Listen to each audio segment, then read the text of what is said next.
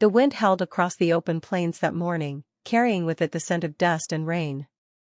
The sky was low and gray, the kind of sky that made the world feel heavy.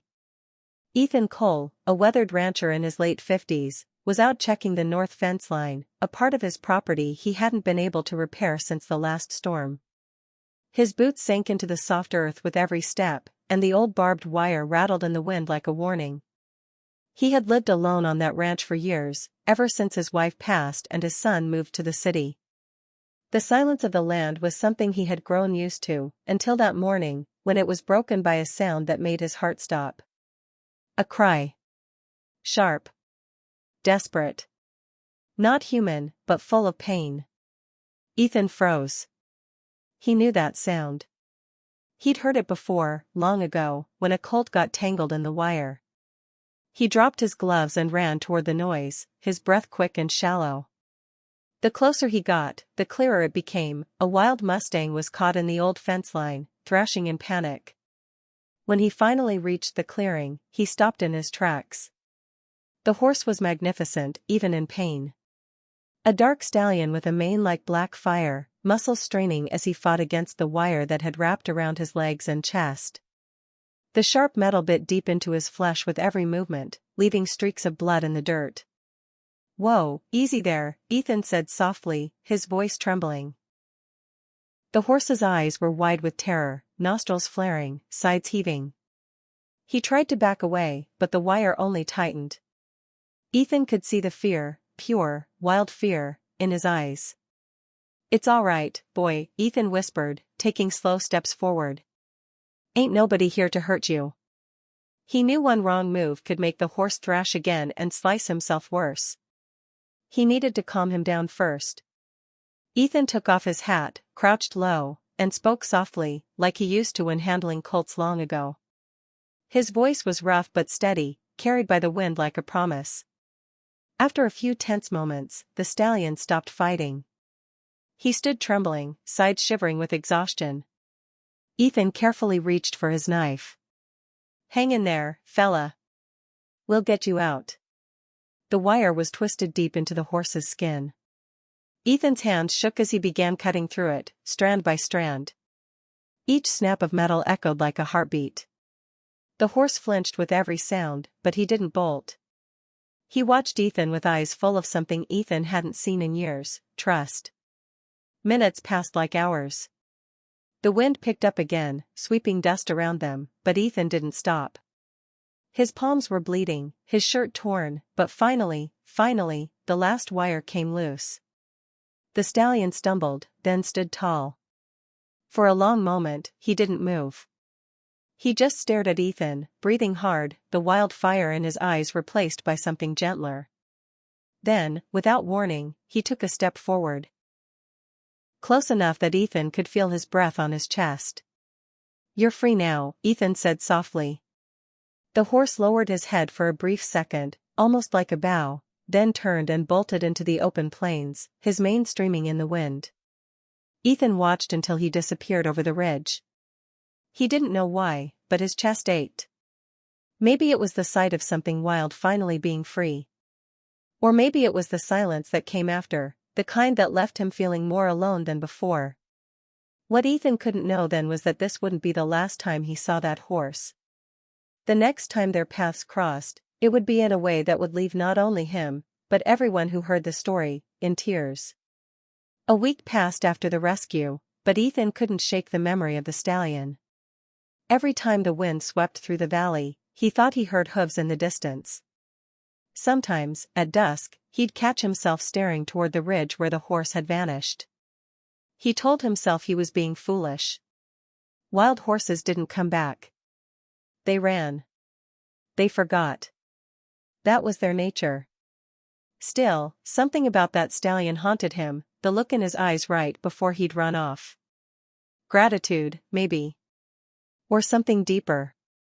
Then, one evening, as the sky burned orange and purple, Ethan heard it again. The sound of hooves. Slow, steady, deliberate. He stepped out onto the porch, squinting into the fading light. At first, he saw nothing but the shifting haze of heat.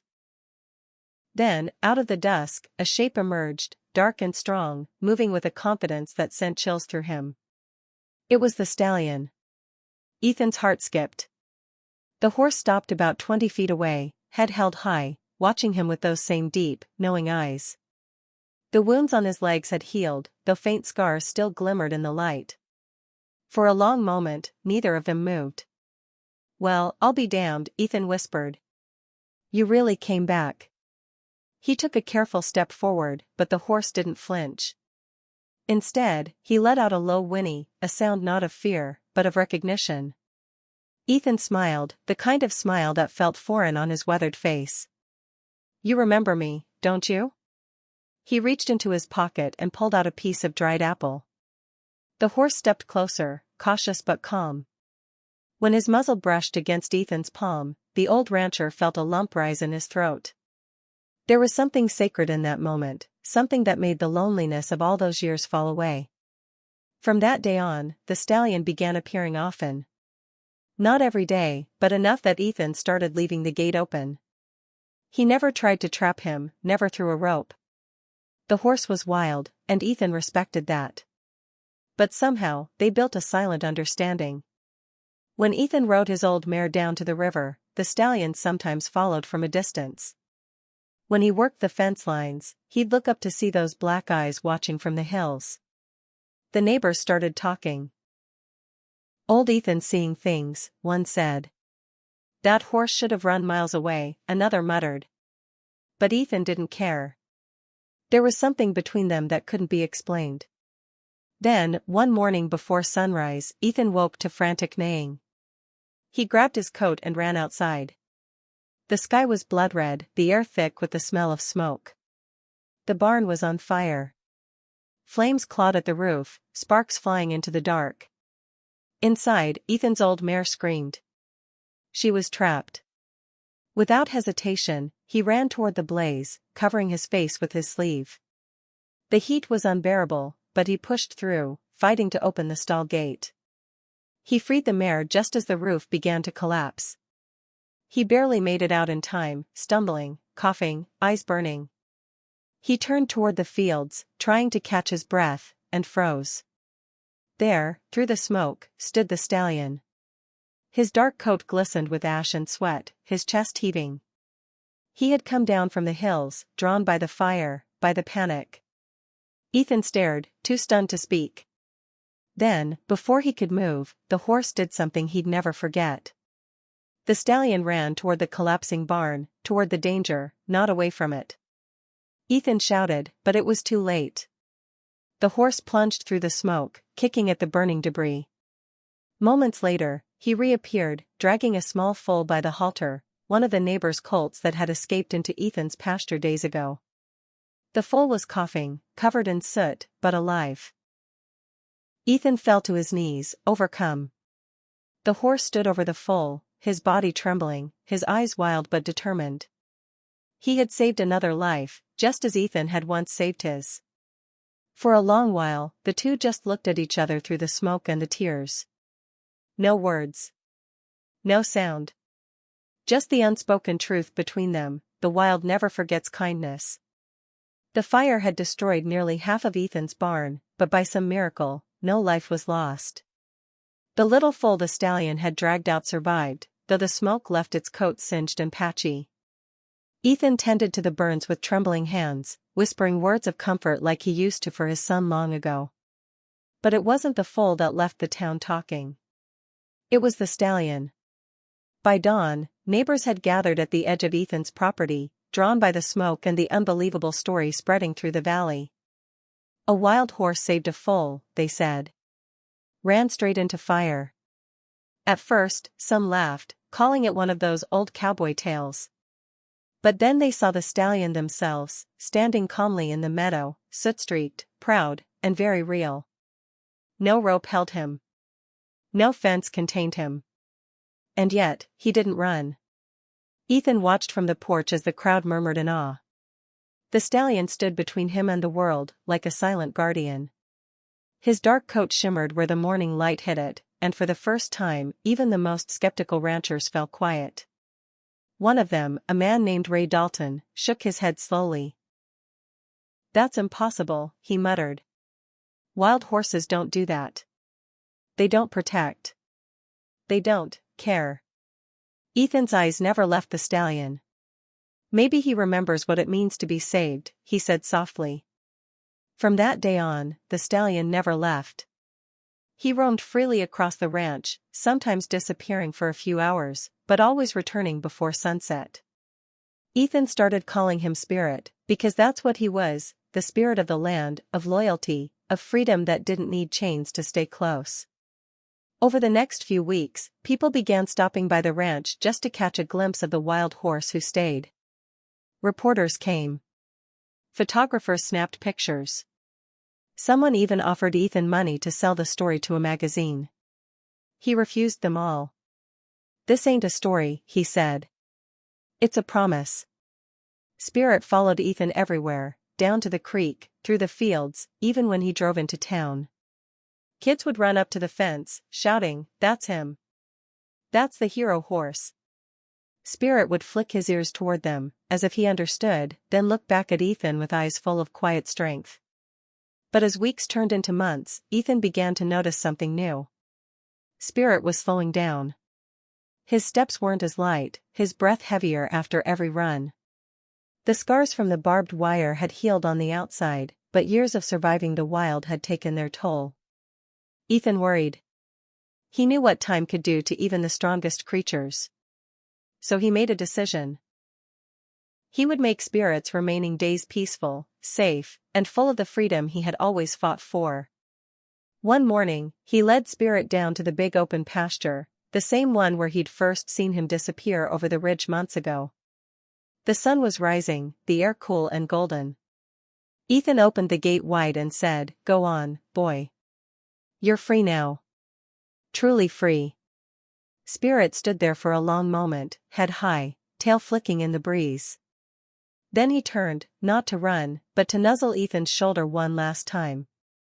The old rancher's eyes filled with tears. "You came back when you didn't have to," he whispered. "Guess that makes us both the lucky ones." The stallion finally turned toward the hills. His muscles rippled in the sunlight as he galloped off, powerful, graceful, eternal.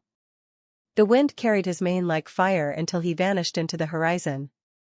Ethan stood there long after he was gone, hat pressed to his chest, heart full and aching. He thought he'd seen the last of him. But Spirit had one final miracle left, one that would make the whole town cry. Winter settled over the valley like a quiet blanket. The fields turned white, and the cold bit deep into the earth. Ethan spent most days by the fire, staring at the ridge line where Spirit had vanished months ago. He told himself the stallion was gone for good this time, free among the wild herds where he belonged. But at night, when the wind howled through the canyons, Ethan sometimes thought he heard that familiar echo of hooves in the dark. As the weeks passed, his health began to fade. Years of hard ranch life had worn him down, and the doctor from town had warned him to take it easy. But Ethan wasn't the kind of man who sat still. He still rose before dawn, brewed his coffee, and walked the frost-covered pastures, his breath turning to clouds in the cold morning air. One of those mornings, as the horizon glowed faint gold, Ethan saw something that made him stop in his tracks. There, on the ridge, stood a silhouette. Tall. Still. The wind caught its mane and sent it dancing like smoke. Ethan blinked, afraid it was just his mind playing tricks again. But then the shape moved, slow, sure, powerful. Spirit. The stallion descended the hill with a grace that seemed almost unreal. His coat shimmered silver in the dawn light, his breath steaming in the cold. When he reached the fence, he stopped and let out a low, deep whinny that rolled through the valley like a song. Ethan felt tears sting his eyes. "You came back," he whispered. "You really came back." He pushed open the gate and stepped forward slowly. Spirit stood still as Ethan approached, lowering his head just enough for the old man to touch his muzzle. His coat was cold but soft, his eyes gentle. It was as if he'd returned for one reason, to say goodbye. Ethan leaned his forehead against Spirit's and closed his eyes. "You go on now," he said softly. "You did what you were meant to do." Spirit stayed with him until the sun rose fully, the light spilling over the snowy hills. When Ethan finally turned back toward the house, Spirit followed him halfway, then stopped. He gave one final, quiet neigh, and then turned toward the open valley, running into the light until he disappeared. That was the last time anyone saw him. Later that morning, a neighbor named Ray Dalton came by to check on Ethan. He found the old rancher sitting peacefully in his chair on the porch, eyes closed, a faint smile on his face. The coffee beside him had gone cold, but his hand still rested over his chest. He was gone, just like that. But here's the thing that no one could explain. When they carried Ethan inside, they noticed something outside the porch, hoofprints, fresh ones, leading from the ridge all the way to where Ethan sat, then turning back toward the hills. They were large, clear, and unmistakable. The ground had frozen solid overnight. There hadn't been a single other set of tracks anywhere near the house. The local paper wrote about it. The neighbors whispered about miracles. But those who knew Ethan best didn't question it. They said Spirit had come home one last time, to lead his friend into the sunrise. And on that cold morning, when the sun climbed over the ridge, two shapes could be seen in the mist for just a moment, an old man and a horse, side by side, walking into the light. In the weeks that followed Ethan's passing, the valley seemed quieter than ever. The snow began to melt, rivers swelled, and spring returned like a sigh of relief. But something was different now. People didn't pass the old coal ranch with indifference anymore, they slowed down, looked toward the hills, and remembered. Ray Dalton was the first to start the tradition. The morning after Ethan's funeral, he drove out to the ranch with a single horseshoe. It wasn't new, it was worn and bent, the kind that had seen years of use. He placed it on the porch where Ethan used to sit, bowed his head, and whispered, "For the man who believed the wild still had a heart." By the end of that week, there were dozens of horseshoes on that porch. Some polished and new, others rusted and old. People came from all over, the neighboring ranches, the nearby town, even reporters who had once covered the story of the wild horse that saved a man. They all brought something, a horseshoe, a photo, a note. And they all told the same story. A wild stallion tangled in barbed wire. A rancher who saved him when no one else would. A fire, a rescue, and a bond that defied every rule of nature. Soon, they started calling the place Spirit Valley. The name spread, first among locals, then across the state. Someone even put up a small wooden sign by the dirt road, "Welcome to Spirit Valley, where the wild never forgets." Every spring, when the sun rose over the ridge, people gathered there to remember Ethan and the stallion. They'd tell the story to their children, passing it on like a sacred truth, that kindness never disappears, it always finds its way back. Then, one dawn, exactly a year after Ethan's death, something extraordinary happened. A young girl named Lila, who had come with her parents for the memorial, wandered a bit too far from the group. She stood near the same old oak tree where Ethan used to tie his mare. The air was still, golden with sunrise.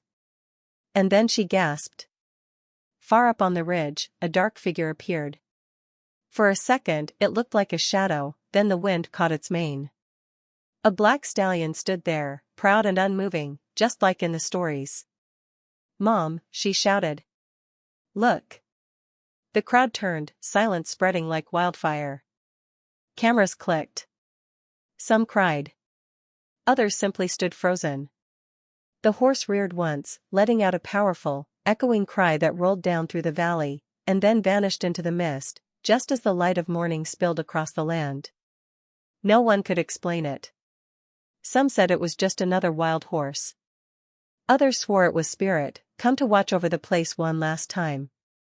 But for those who believed, for those who had seen the bond between man and beast, it was a sign. A reminder that miracles don't end when life does. They just keep running, somewhere beyond the hills.